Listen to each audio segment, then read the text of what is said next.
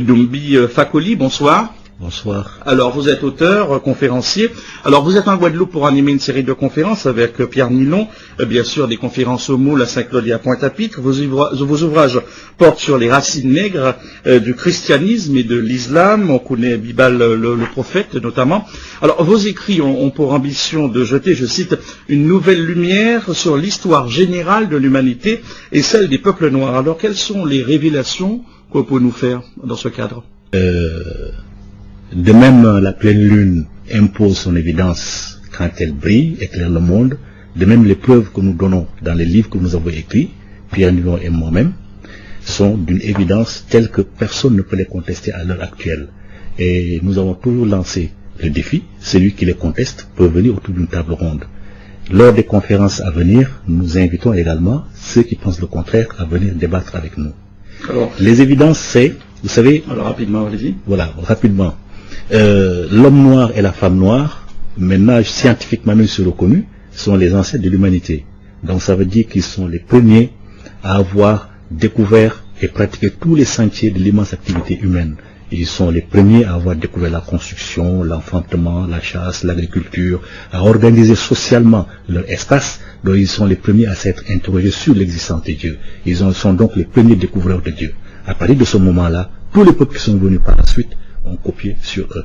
Et les évidences sont là. Il suffit de comparer la Bible, les écrits de la Bible, le contenu de la Bible, avec le contenu des premiers textes sacrés qui ont existé, notamment les textes qu'on a recensés dans ce qu'on appelle vulgairement le livre des morts des anciens Égyptiens, mais qui en réalité s'appelle le livre de la sortie à la lumière du jour. On voit que quantité de pages, notamment le psaume 104, notamment les livres de plusieurs de ces prophètes sont une copie conforme du contenu de l'enseignement égyptien.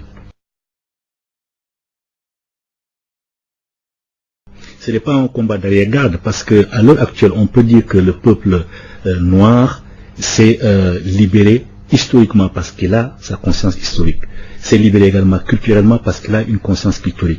Mais n'empêche, ce peuple-là est toujours soumis. Pourquoi est-il soumis? Simplement parce qu'il n'a pas encore opéré sa libération mentale.